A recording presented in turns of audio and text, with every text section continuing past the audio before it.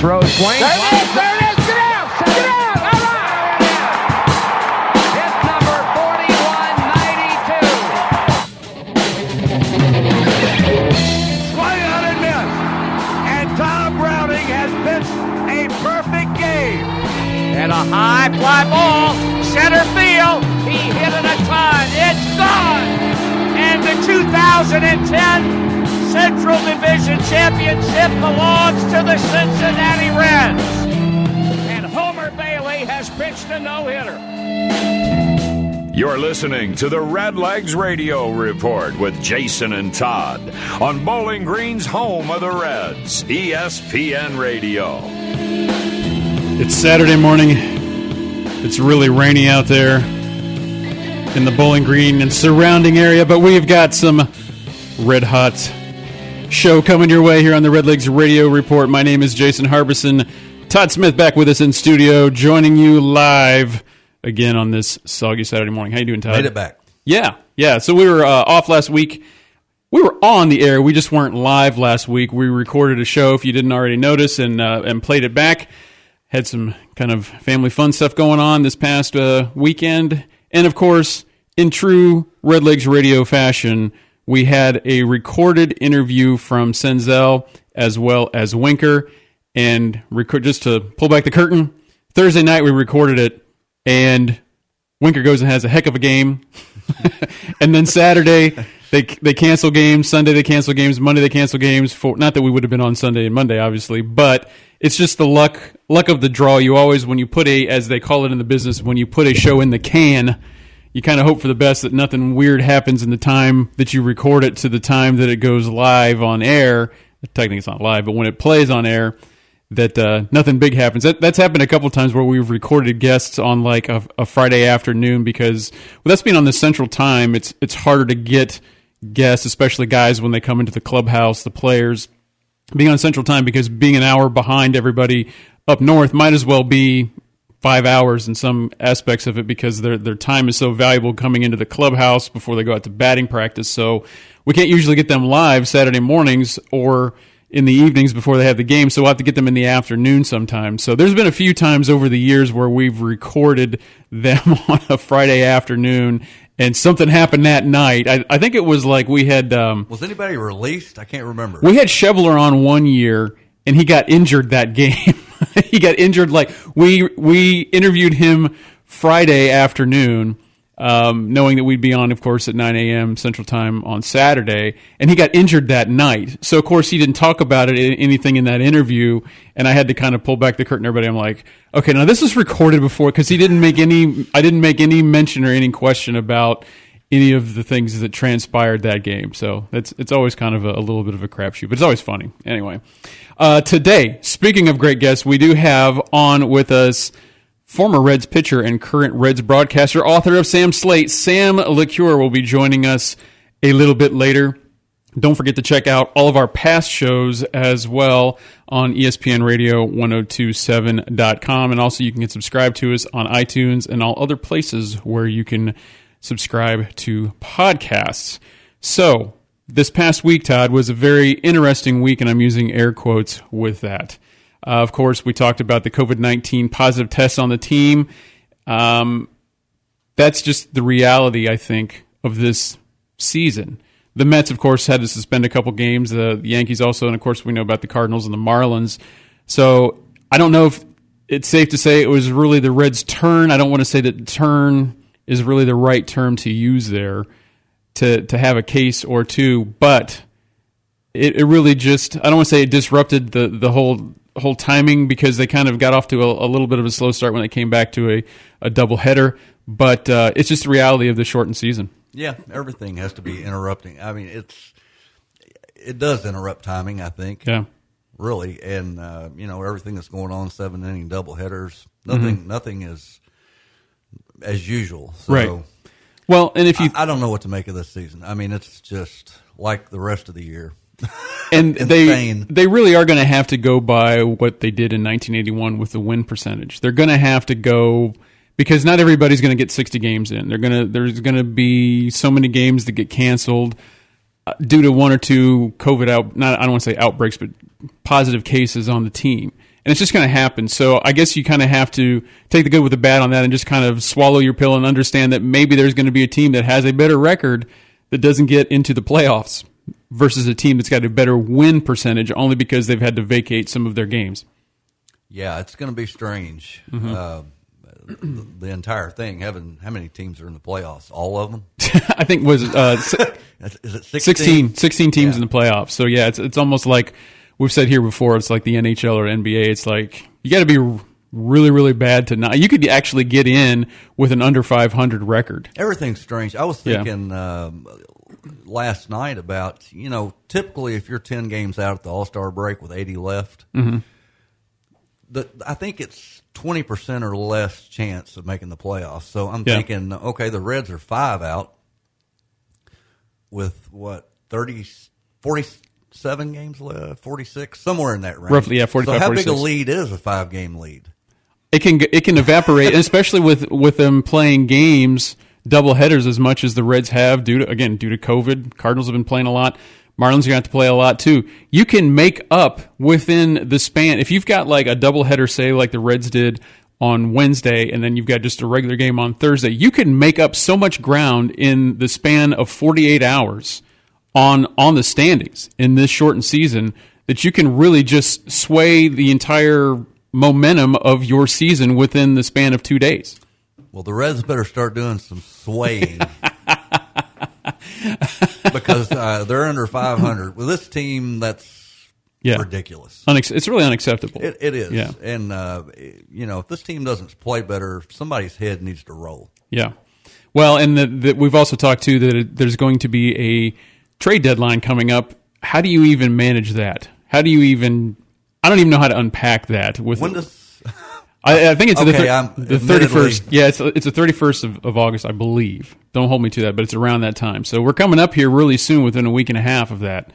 So, do the Reds make a bullpen move? Do they go out and try to get a bullpen arm? I don't know. We could talk forever about that. Who knows? If they need something, that would be it. Yeah, for sure, yeah. And a closer. Yeah. We'll get into that a little bit later in the show because we could talk forever about that. So I guess we're gonna touch on this kind of, I don't want to say lightly, because as you know, this is something that I've struggled with for a while, because Todd and I have always kind of been, and I even tweeted this out, we've always been the class clowns of the Reds. We're never really, we're not the Stephen A. Smiths of ESPN radio. We're not calling for people's jobs. We're not getting irate. We're not pounding our fist on anything. And we've usually towed, we've been on the fence. And if there's anything that comes up that's controversial over the years, whether it be with Pete Rose or maybe the, Marge Schott taking her name off of the UC Bearcats baseball stadium, we've usually stayed away from that, only just because we don't want to really touch it. We don't want to go down that road. Now, I've often felt too that everybody has a voice now, whether it's Twitter, whether it's Facebook, and we really get that plus this. We're lucky enough to have these microphones in front of us.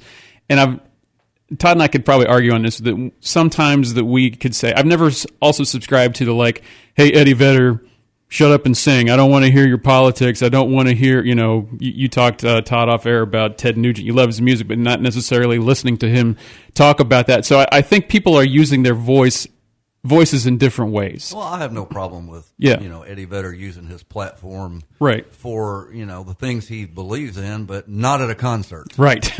Right. Same with Nugent. Right. So point being, of course, you've probably heard that Tom Brennan was suspended after a homophobic comment on a hot mic returning from a commercial Wednesday night, and he was pulled mid-game. Now, I'm not treading lightly on this just because we happen to know who Tom Brennan is, but I do have some thoughts on this, and that's we can't stay quiet on it, is what I want to say. And he's been on our show many times, and we've seen him behind the scenes. I'm not dumb enough to think that Tom Brennan is friends with Todd and I, or that we know him very well outside of the settings of behind the scenes in a press box, or we know his dad much better. Yeah, we know his dad much better and stuff. So I'm not here sticking up for him. I'm not saying anything that, obviously he shouldn't have said that. But really, the thing that I struggle with, he should have never have ever said that on air. And I'm not going to repeat what he said on this show. It'll take you 2 seconds to look it up. It's everywhere. And it made not just like Reds news, but it was like national news. This was a big thing that he said. Should have never said it in a million years. What I really struggle with is they tell us when you get into broadcasting or if you're on TV or local TV or whatnot, and I heard this phrase come up a lot. This phrase is, well, always act like the mics are on, always act like the cameras are on. So don't be saying that stuff to begin with.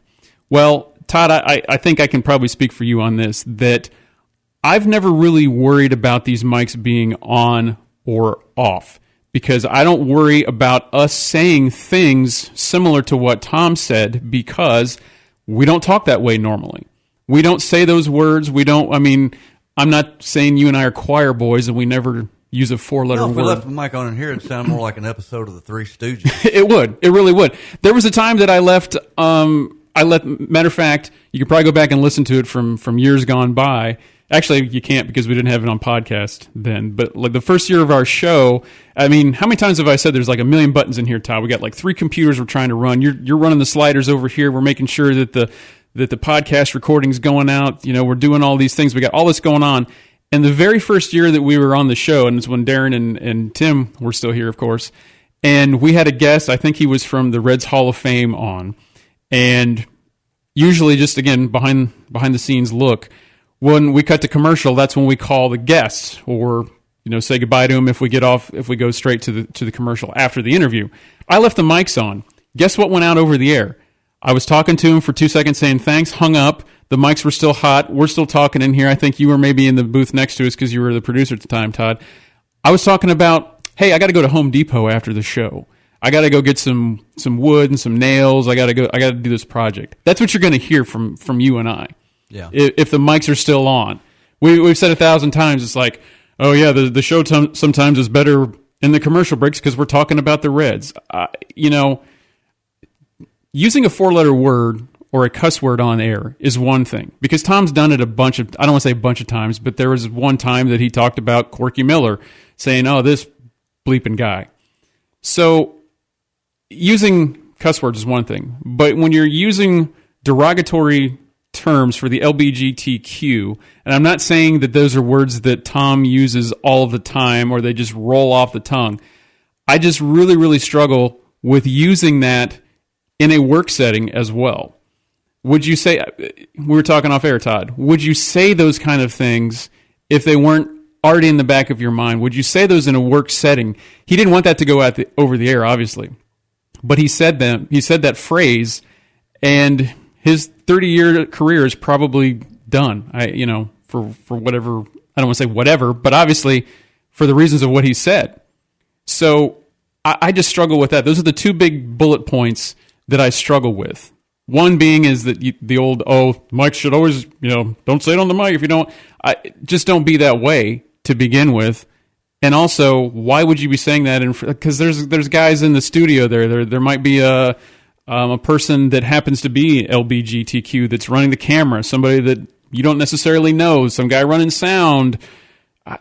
I don't know. That's what I struggle with the most. Yeah, I understand that. And the thing that, and we talked about this a little before the show started, he came out 10 minutes later, I think, or 15, less than an hour later and said, well, I'm sorry about my comments. That's not who I am.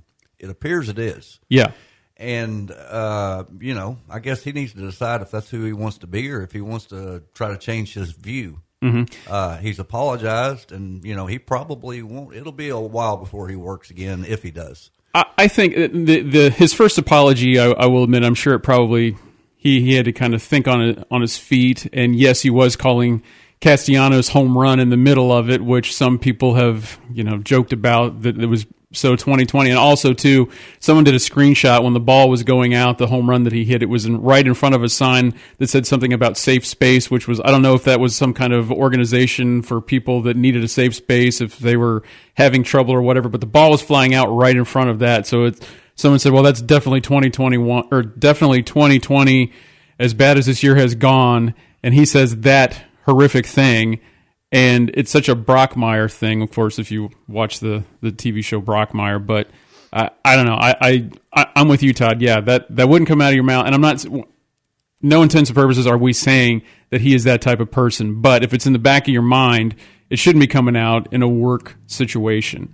And I've talked to a lot of the guys around here because, of course, they texted me as soon as it happened on Wednesday night. And they're like, oh, my gosh, did you just hear that? And, of course, there's nothing to make light of that situation at all. Talked to some of the guys around here. I was talking to them yesterday when I was in the studio doing some stuff. And they were saying, it's like, man, I worry about sometimes occasionally letting a word slip out, but I tell them, I'm like, yeah, but that's a cuss word. And if you do say something, and I won't, even spell it out here on air, but if you do say something, you might get suspended for a while or taken off the air for maybe a weekend. And even that, I don't even know. I mean, if it's a verbal gaffe, there was one time a couple years ago, Todd, that I tried to say the word "what" and Twitter together, or I said it together, and it came out something bad. But it was a verbal gaffe because I was talking too fast, and I was trying to read this again, trying to mess with this button and all that. That's one thing. But when you make derogatory comments about someone's religion, race, or orientation, that's where I have the really big issue. And I'm not apologizing for being this way on the show, because I know a lot of people tune in to listen to us make goofball jokes about someone's wristbands, or, oh, they've got a cutout of somebody in Mary Hart's got a cutout in the Dodgers stadium. That's what people tune in for.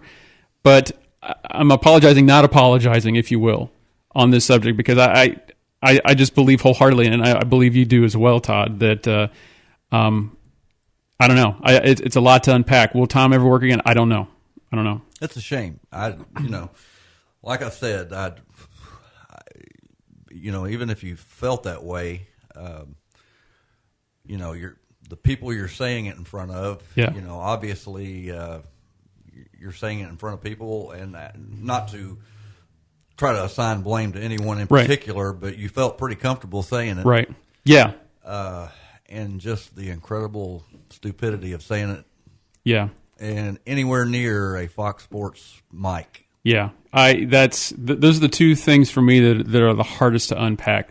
Now, he did write an op-ed piece in the Inquirer the following day, and one thing that I did like that Tom did say, that he is kind of getting in touch with some of the LBGTQ people in the area. I believe there was a broadcaster there. I don't know if it's on the Fox affiliate out of Cincinnati, but he's been talking with them, and he's doing, I guess in his mind, some of the right things. And he actually said that I'm not checking a box on this. I'm not doing it because my bosses say I have to. I'm doing it for the right reasons. So I hope that whatever comes of this, that he can learn from this. I did use it as a very teachable moment to my daughter. Not that my daughter would ever say anything like that. At least I hope she wouldn't. But I just think about like his kids are high school age. Again, going back to how cruel kids can be. They're probably starting school back here this coming week, like a lot of kids down here. So you just can't say those things. And I don't know. I can go on and on about this, but yeah. So I don't know what to say. Not the brightest moment. No, not the Reds' brightest moment. Baseball. Yeah. And we're not going to, just to let you know, we're not going to talk about this with Sam LeCure. We don't want to put Sam on the spot coming up here, because obviously he was in studio when that happened. And it's just not anything that really he needs to address, because he didn't say it. So now, had he commented on it, what he said one way or the other, then maybe yes. But we're just to let everybody know, we're going to steer clear of that with Sam LeCure. We've said our piece on that. Again, not to get to Stephen A. Smith with you, but there comes a time where even two goofballs have got to kind of stand up and say things and use this mic for something that is more powerful than giving out stats or just kind of being regular goofballs of the Reds. So we're going to take a break. We're going to have Sam LeCure on here. And don't forget, you can listen to us on ESPNRadio1027.com. We're streaming out live right now, as well as our podcast where you can hear all of our past shows. And our Facebook page is also Redlegs Radio Report, and our Twitter page at Redlegs Radio Rep. So stay tuned right here on ESPN Radio 102.7 and also ESPN Radio Glasgow 104, The Score.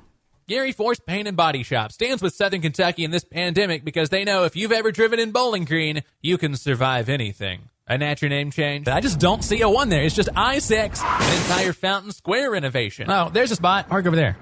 And, of course, the roundabout. Hey, I think I finally got this whole roundabout thing down. We made it through that, and we'll make it through this. Together. Gary Force Paint and Body Shop, Bowling Green's iCar Gold certified body shop that works with all major insurance, behind the post office on Vanderbilt Drive. Watching new movies on demand demands Poston Electronics. Now that Hollywood's skipping the theater, choose Postons for big picture, big clarity, and big screen sound at home. While the theater's closed, Poston Electronics renovated and expanded, bringing Southern Kentucky more at home and on the go. It's what they've done since 1974, just bigger. Forget tickets for the family. Think of what you'll save on popcorn.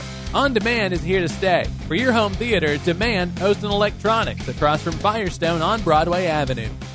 So what's the deal with Big Green Egg Grills? Mike Keith here, letting you know if you're looking to grill, smoke, or bake on the highest quality grill out there, you need to see Bowling Green Fireplace and Grill. They have the Big Green Egg, #1 for over 25 years and with good reason. With a lifetime warranty and best-in-class ceramics, this thing is awesome. There are no chemicals in Big Green Egg Lump Charcoal. And Bowling Green Fireplace and Grill has the best price in town. Just off the bridge on Old Louisville Road. BowlingGreenFireplace.com. It just doesn't feel like summer without an ice-cold Coca-Cola in your hand. Stop by your local convenience store today and grab a 20-ounce bottle of Coca-Cola or Coca-Cola Zero Sugar. Or pick up even more delicious refreshment with a 20-ounce bottle of Diet Coke, Sprite, or Fanta. So no matter how you soak in that summer sun, at home or on the go, grab an ice-cold Coca-Cola today and enjoy. As we strive to regain some sense of normalcy in our lives, we at J.C. Kirby & Son Funeral Chapels are keeping up with all revised CDC guidelines and Kentucky State Executive Orders regarding funeral and cemetery services. Currently, funeral services and visitations can be held with a 50% capacity at our chapels. Multiple hand sanitation stations have been set up throughout both of our chapels, as well as signage to assist you in safe social distancing. We're open to in-house arrangements along with pre-needs and monuments. Should you still have concerns with meeting in person, we also have the ability to conduct the majority of the arrangements process over the phone, Facebook, or via our website. We are still here to serve you as we have for over the last 58 years. We hope that you all stay well and follow all CDC suggestions and Kentucky executive orders. Please continue to take care of yourself, and we will all get through this together.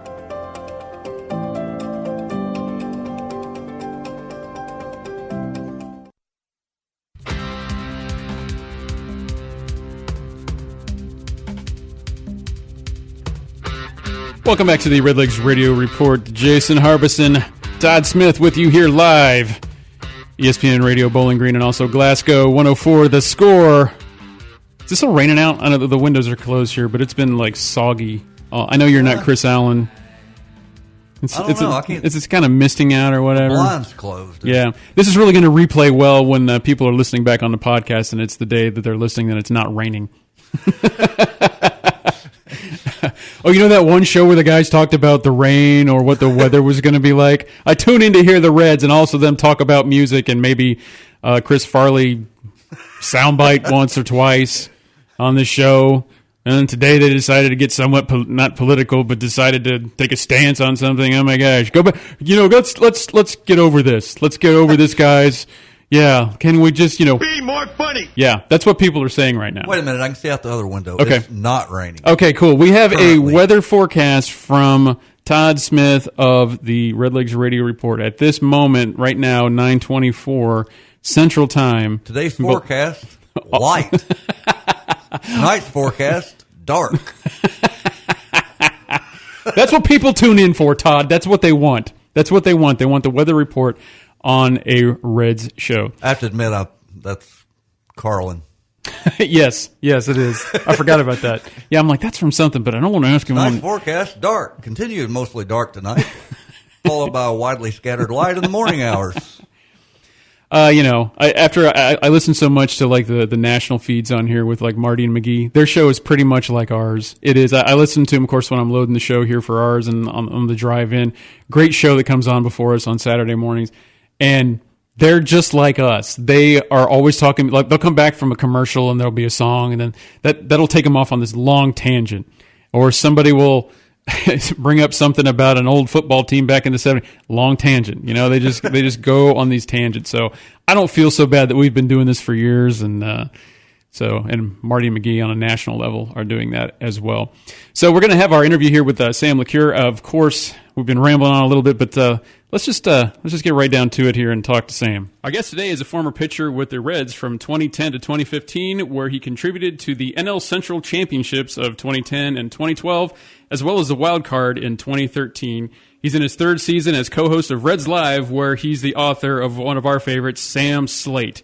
He's also the winner of our fan vote last year of Guest of the Year right here on the Redlegs Radio Report. Please give it up and a big, hearty welcome back to Sam LeCure. Sam, what's up, buddy? You guys do the best intros. I got that award hanging on my wall, just so you know. best guess. That's not an easy title to win. It's funny that like over the years we've given out like goofy awards like that, and I usually think that they're going to get thrown away as soon as I walk away from whoever. Like we gave one to Chris Welch a couple years ago, and I think Tom Hume won a couple years ago, and we see him at Reds Fest, and we'll give him like a little plaque or something, and I'm like, oh, they're going to throw it away. And then they'll like tweet us a picture out, or we'll see like, we gave Marty something a couple years ago, and we see his like man cave, and there's our goofy award hanging on his wall. Hey, man, I mean, like I said, these things don't easy to come by. It's small victories, especially in the big picture. It always ends up being the quote unquote little things that turn out to be big things. I guess so. So Sam, this season has obviously been a crazy sprint for 60 games, and this past week the Reds canceled or really postponed a bunch of games at the end of the weekend, beginning of this week, due to the COVID-19 positive tests within the clubhouse. How do players, or really even broadcasters, really unpack all of that and just kind of mentally prepare for what this season is kind of throwing their way?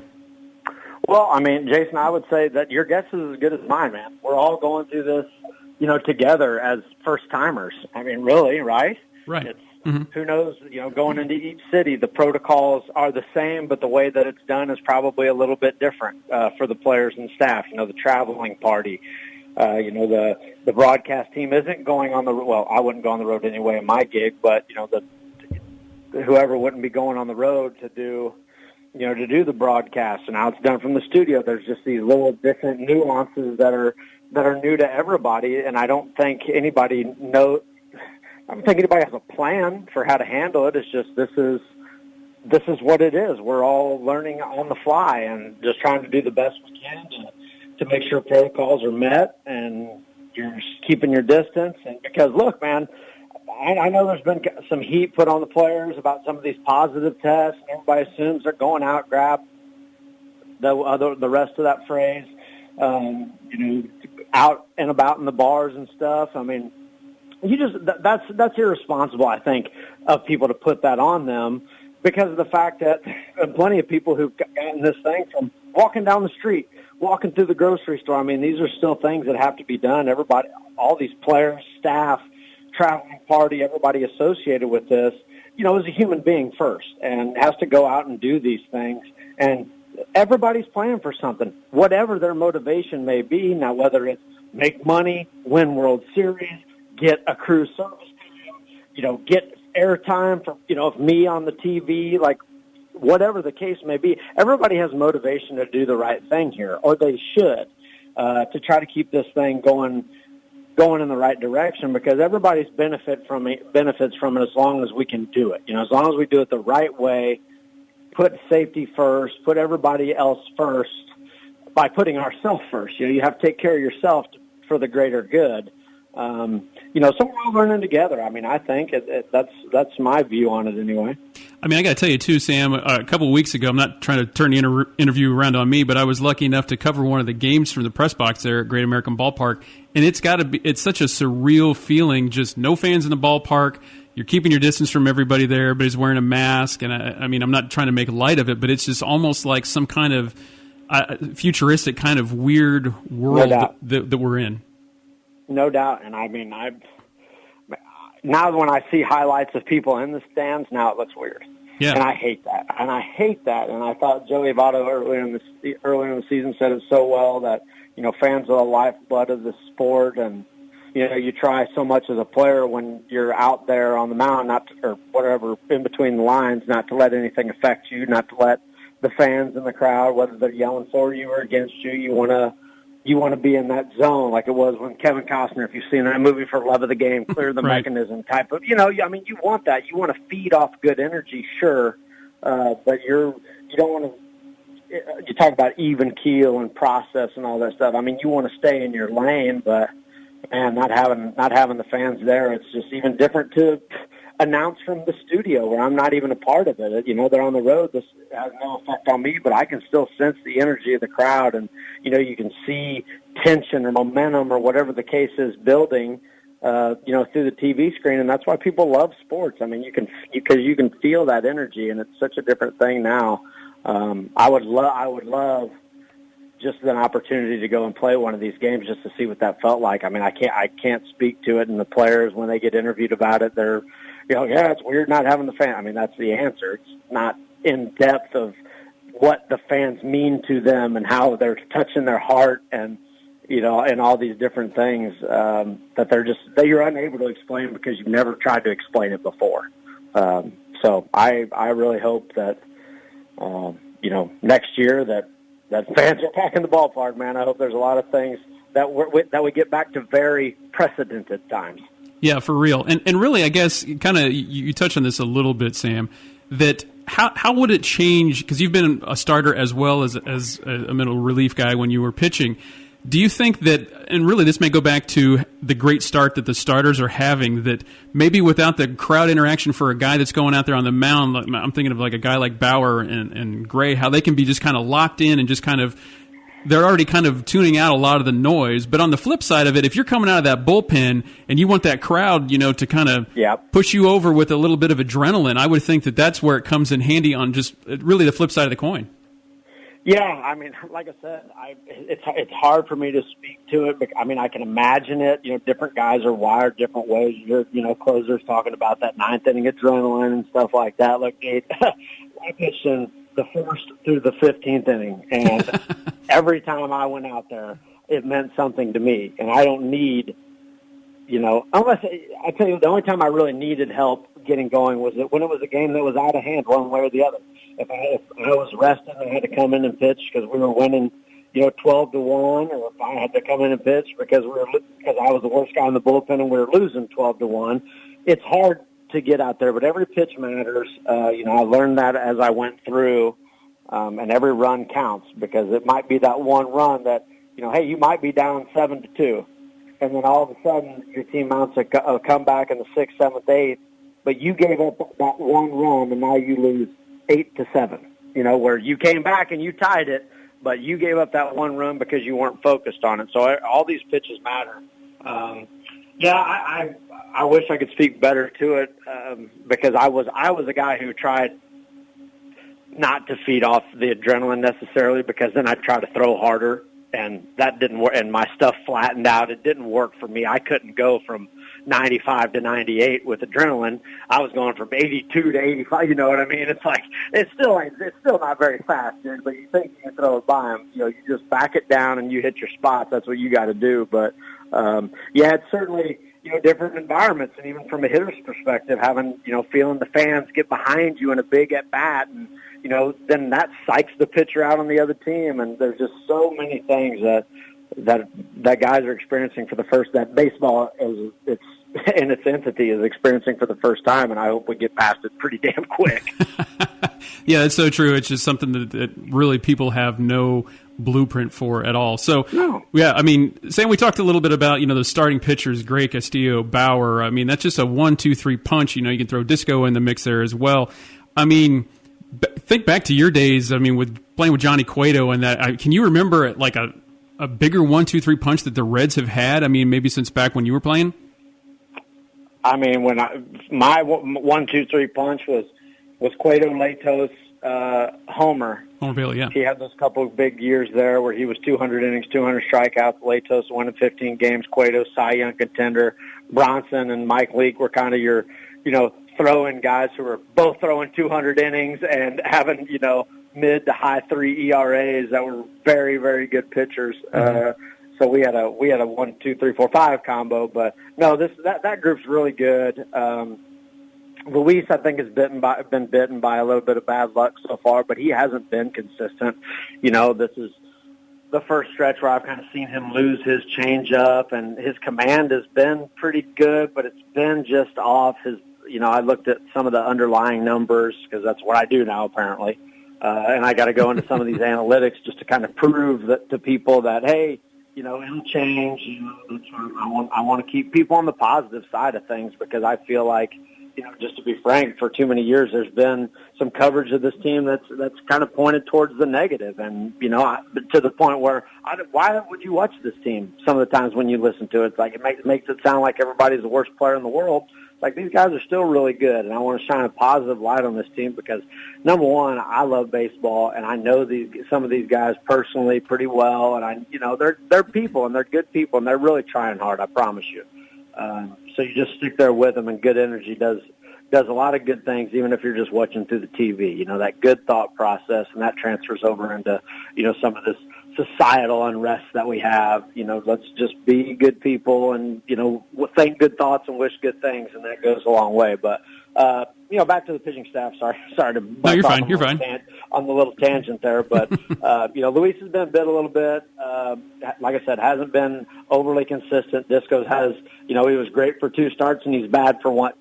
0 ERA for 2 starts and 1,000 ERA for the other start. And it's like, well, you're going to lose that game anyway. So he's 2-1, kind of thing. Like, you can't. It's hard to really put too much stock into these numbers. Mike Moustakas said it best. He said these numbers are going to be skewed. Some great players are going to have off years because they don't have the time to even it out. Some guys you hadn't heard of are going to have great years because they get hot at the right time. The number that matters is going to be the wins and losses, and what can you do on a daily basis to do that. So this Reds team has certainly all the talent needed to run off a hell of a stretch here for the last, 37 games of the season. They've got every opportunity to do that because their pitching staff's going to give them a chance to win on any given night. Their starting rotation is going to. They need to tighten up the bullpen big time. Rysel with a little blip there the other night in St. Louis. But I think he's good. I'm loving his stuff. Michael Lorenzen get back on track. Amir's been good. And that lineup, I love the lineup. It's just, Jesse Winker's carrying them right now, and it's just too, that's just too much to ask of one player when there's so much firepower on this roster. And it's been like no 2 players have been hot at the same time, that could kind of make up for, somebody gets on base here, somebody gets on base there, and it happens to work out that the Castellanos or the Moustakas or the Winker or the whoever, Senzel, that they happen to be coming up in that situation. That's why I don't put a whole lot of stock in a batting order, because it's only that way the first time through. You only lead off the game one time. You only hit third in the lineup probably the first time. You know what I mean? Like, otherwise you're hitting fifth that inning, even if you're the number 3 hitter. So who really cares about what the lineup, looks like? But these guys have all the pieces there. I think the front office did a great job, but you got to go out there and you got to get it done. There's only so much. You can only be provided the tools to get the job done. You got to use them.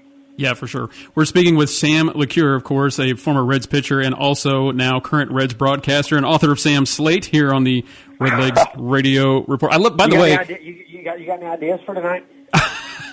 Well, I'm always soliciting Slate ideas from people because how I get to that thing is, what are you thinking? What interests you in tonight's game? What are you looking for something specifically? Is there something that stuck out to you last night that you're curious about tonight? Seriously, I walk around the office.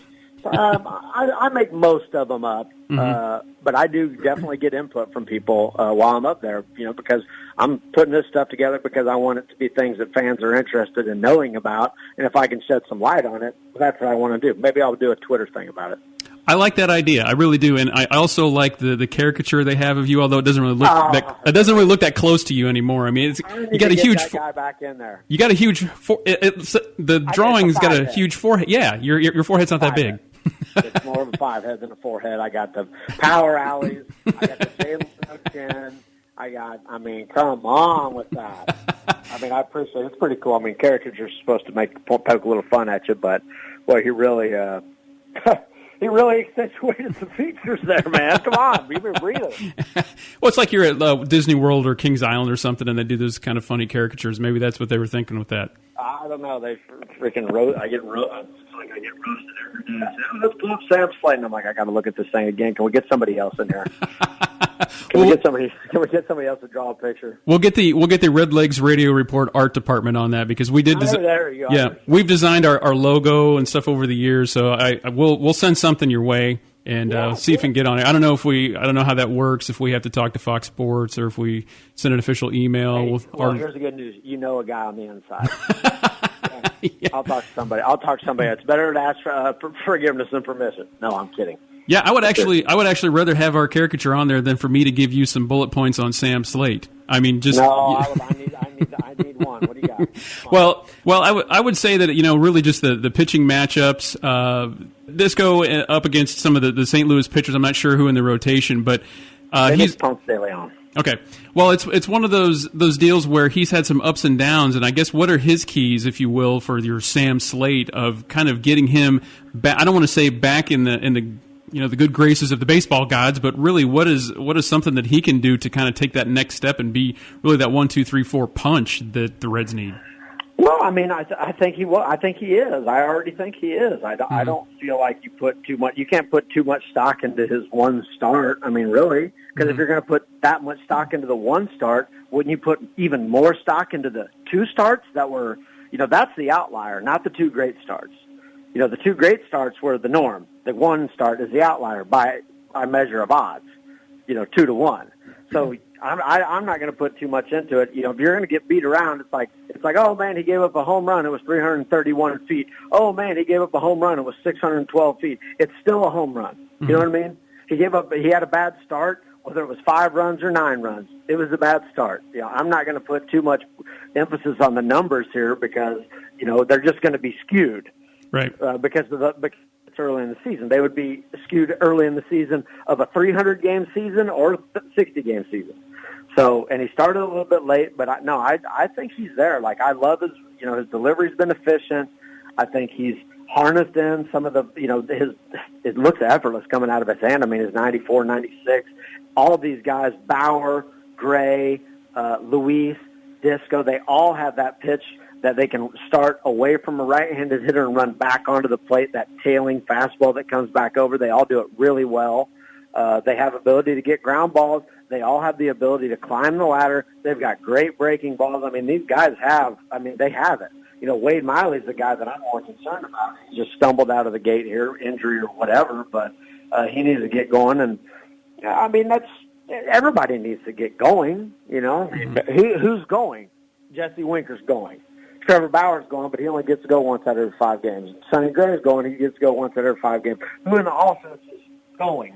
It's just Jesse Winker right now. I mean, and he only gets to hit 4 times a game, I mean, right. You can't expect those guys. It has to be the team effort. It has to be all 3 spokes of the wheel as the starting pitching, the offense, and the bullpen, and throw defense in there. Their defense has been garbage, in my opinion. They've given up the second most earned runs in baseball. They're playing a lot. They've been in every game. They've beat themselves more than they've been beaten by their opponent. That is by far the theme of this season for me. Yeah, I would agree with that. They have beaten themselves more than the opponent's beaten them. I would agree with that wholeheartedly, Sam. So while you were talking, I did think of a better Sam Slate. Good. Yeah, so really, I'm kind of thinking back to like your playing days with, how the one thing that they've said that the Reds have been missing in the past couple of years is some like veteran leadership. And Scott Rowland was really that guy. Do you think that really the acquisitions of Moustakas and Castellanos, are those the guys? I mean, I've heard just like Cowboy say on the broadcast that he could already tell even in the early days of the season that those guys are bringing a veteran leadership of maybe it's just how they carry themselves in the clubhouse that can really give the Reds kind of a bridge that gap, like you're saying, into a playoff run. Well, I think Mike Moustakas is definitely that guy because I think he's that, kind of person, through the, coming into the clubhouse and just got that great energy, a Todd Frazier type. He seems like to me. I've spent time around Mike. Great dude. He's that Todd Frazier type to me who's kind of bringing it every day. But what he brings that Todd Frazier didn't bring, and that Castellanos and Joey Votto and these other guys, he brings jewelry. Mm-hmm. And he's got a World Series ring. And when you guys come out, because for me, that should be what everybody's playing for, period. Right. I mean, if you want to make $1 billion, like, great. But if you're going out there and this is a team sport, you're playing for the 24 guys and you're playing to go down in history as one of the best teams ever played. That's what it was all about to me. Mm-hmm. I think because of the in and outs of it, because he missed some time, there's been no continuity really here with this team. With, a little shutdown, missing a guy here for a couple of days, missing a guy here for a couple of days, a rain out, doubleheader. It's just been bizarre, but everybody's going through that. Everybody is going through that, so I don't like to lean on that for excuses. Something I have thought is that I think the guys came in with the expectations, and I think they appreciated them. I think they welcomed them. But it looks like sometimes it's getting the best of them that they're trying so hard to live up to them. Like they're not being themselves. Mm-hmm. And I was talking to Brian on the show the other night. It's like, just go out and be yourself, man. Like if everybody on this team has their average season, turn the baseball card over. What's their 162 game average? Everybody on this roster has their very average season. This team is good enough. This team is really good enough. Nobody has to have an MVP year. Nobody has to be a superstar this year. Everybody just do your part, be who you are, and you'll get it done. I promise. I bet money on it, So I think sometimes they're guilty of, if you can be guilty of trying too hard, I think they're guilty of it. Yeah, so really, I guess the bullet point for maybe Sam Slate tonight would be continuity. I heard you use that word. Maybe that might be one of them. Some of it. I want to speak to the upcoming game itself. Mm-hmm. I don't want to go too broad stroke. Right. I want to talk about something I'm looking for in that game tonight, but I certainly would try to keep away from making excuses for anybody. Right. Because every team in this league is going through some kind of hassle. Now the team they're playing right now, the St. Louis Cardinals, has gone through it more than anybody. Right. And they got to strap it up and go out there and win games just the same. So, if there's no time to sit there and make excuses for yourself, kind of deal. Yeah, for sure. Especially with them having to shut their season down kind of midway through there. Oh yeah, hell, they missed how long? They've played 6 games, or whatever it is. Right. Something crazy like that. I think it's been like 9, but yeah.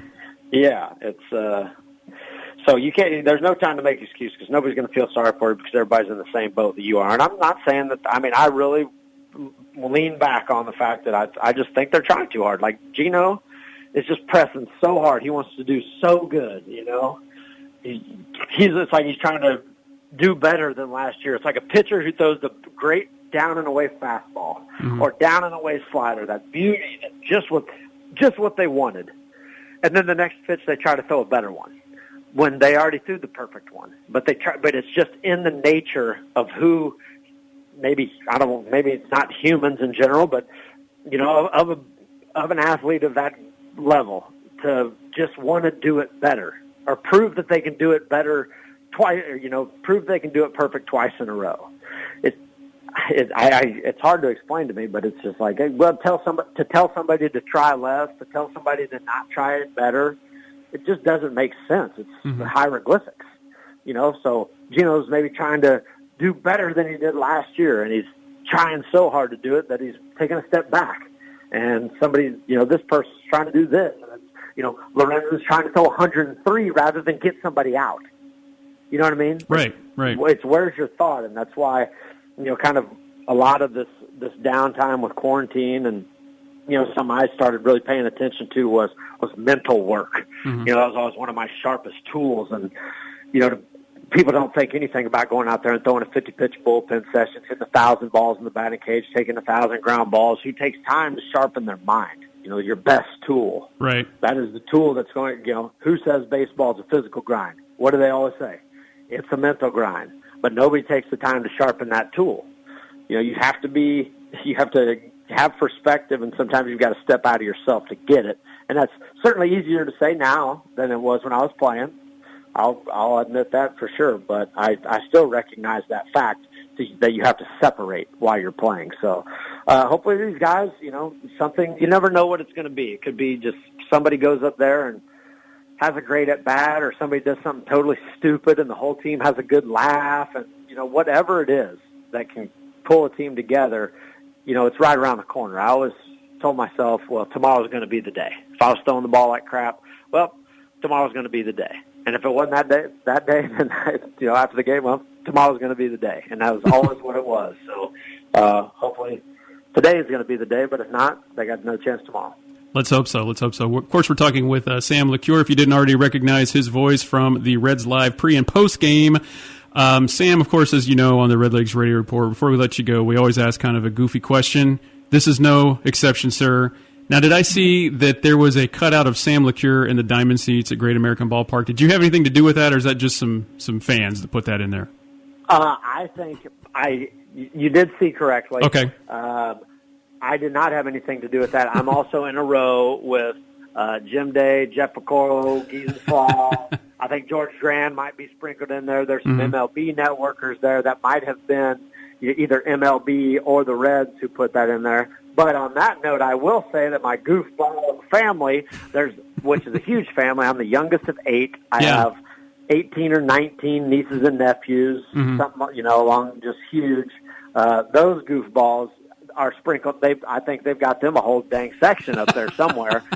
I think they sent me pictures the other day. There are 10 or 12 of them up there, freaking idiots. But so there are some LeCures out there still supporting the Reds. There's no cutouts in the studio, I can tell you that much. But they're out there at the ballpark and they're supporting the Reds. And I hope the folks listening here are too. Don't give up on this team just yet. There's still just 1 or 2 games out of the picture as far as the playoffs, and that's what this whole thing about is just getting into the playoffs, and then you start throwing that rotation out there, and no team's going to want to go up against that top 3. They know they're going to have their hands full, so it's just about getting in. If they get in with a 500 record, then they get in, and they're going to throw Sonny Gray, Trevor Bauer, and Luis Castillo at you, and that's a pretty good threesome, like I said, that nobody wants to face. So stick with them. You were talking about like sharing a bathroom, and you said, "No, I didn't share a bathroom. I just went outside." You better believe it. I went and played some golf today, and let me tell you what, the habit has not left me. All right, Sam, thanks so much for coming back on the Redlegs Radio Report. All right, we'll see you. It just doesn't sound like summer without a Coke. Now that's a good start. Maybe some sprinklers. Let's keep it cool. All right now, batter up. Ooh, how about a summer blockbuster? That's what I'm talking about. The sound of summer. Enjoy summer. Enjoy Coca-Cola. And nothing makes summer taste sunnier than an ice-cold Coca-Cola paired with your favorite food and favorite people. So whether it's Taco Tuesday or you're grilling burgers, summer's not summer without Coca-Cola and your favorite foods enjoyed together. Coca-Cola, together tastes better. Gary Force Paint and Body Shop stands with Southern Kentucky in this pandemic because they know if you've ever driven in Bowling Green, you can survive anything. And that's your name change? I just don't see a 1 there. It's just I-6, an entire Fountain Square renovation. Oh, there's a spot. Park over there. And, of course, the roundabout. Hey, I think I finally got this whole roundabout thing down. We We made it through that, and we'll make it through this together. Gary Force Paint and Body Shop, Bowling Green's iCar Gold Certified Body Shop that works with all major insurance, behind the post office on Vanderbilt Drive. This week's Cincinnati Reds Hall of Fame moment looks at one of the more humorous ejections in Reds history. The date was August 21st, 1990. The Reds were in the middle of a 3-game series against the Chicago Cubs at Riverfront Stadium. A crowd of 22,759 were on hand as they came to bat in the bottom of the 6th inning, leading 4-1. Barry Larkin came to the plate with 1 out and the bases loaded, and that's when the fireworks began. And Larkin grounds it to the left side. Ramos goes to Sandberg. The throw on to first. They got him. The double play ends the inning. Larkin doesn't agree with the call, nor does Tony Perez, nor does Lou Piniella, who runs right out there to get in the face of Dutch Renner. He slams his hat down, and Renner has thrown him out. Lou has now gone to the first base bag, picks it up, and throws it out towards short right field. And he's going to pick it up again and throw it further out in right field. I'll tell you what, this is the best act we've seen this year. Sweet Lou would calm down and the Reds would continue their dominance over the National League that season, continuing their wire-to-wire run and winning the World Series. This Reds Hall of Fame moment is brought to you by the Cincinnati Reds Hall of Fame and Museum.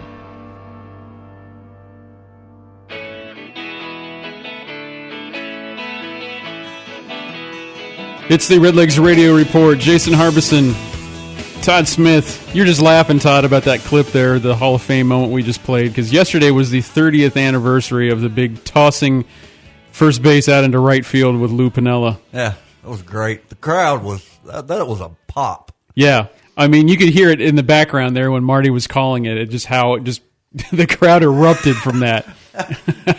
One of my, I don't want to call it one of my finer moments, but it was maybe an odd moment. We had Lou and Eric Davis on stage with us at Reds Fest because we were working through, I guess, players and broadcasters so fast that they were kind of piling up backstage. So they told us, like, okay, we're going to have both of them on at the same time on the stage as a kind of like a 1990s reunion. And we're like, okay. And I don't know if you remember this, Todd, but at the time like this big soundboard that we brought up there, and it's square and it's shape, it's oblong a little bit. But one of the first things I said to Lou was like, "Hey, now there's a really expensive soundboard over here. You're not going to pick this up and throw it, are you?" It got a good laugh from the crowd because there were a lot of people around. Yeah. But I don't know if Lou he's like, no, I've kind of grown past it. So, but yeah, that's when I'm pretty sure I asked the question about, and Eric Davis took exception about being the underdogs in the '90 World Series. Mm-hmm. He's not the only one. Everybody on that team that I've kind of asked that question, they're like, "What do you mean we were the underdogs?" Yeah, everybody did not expect them, rewinding to 1990, of course. Right. No one expected them to win, let alone sweep the A's, because the A's had just won the World Series the year before, and they were just dominant. They had the Bash brothers on the team. I mean, the team was loaded. They were loaded, yeah. The pitching, Bob Welch, Dave Stewart on the pitching staff. I mean, bullpen, yeah. Eckersley was with them. Yep. Yeah, it was stacked from top to bottom. So, well, as you can tell, we don't have much show left because Sam LeCure went on and on. So we always know when Sam comes on, we can just kind of put the phone down and then we could probably go over next door, do some shopping. some of these stores over here. All right. Yeah, it's all right. We love having Sam on. So if you missed any of that, you can go back and listen to it on ESPN Radio 1027.com, as well as all of our past guests. We've had Corky Miller, Cowboy, Chris Welsh. We've had a lot of good Tommy Thrall. I can't even name them all off the top of my head. So, but yeah, really, I guess we'll just touch on this really, really quick. Todd Winker on fire, hitting .339 going into last night's game. .328. Of course, he was our taped guest last week that we had on. But I mean, flat getting it done. The guy can hit. I believe he was. There was some talk about continuity, not playing in the field, and all that. Yeah. With doesn't seem to be bothering him much. Yeah, he's making the most of it. So, anyway, we have got to shut the show down here on the Redlegs Radio Report. But don't forget to check us out throughout the week, and especially during games, on Twitter at Redlegs Radio Rep, and on Facebook, Redlegs Radio Report. We'll be back next week. Back. I just said back. Almost made it through a show without some big kind of gaffe there. All right. We'll be back next week right here on ESPN Radio, 102.7 Bowling Green and 104 The Score, Glasgow. Bye-bye, everybody.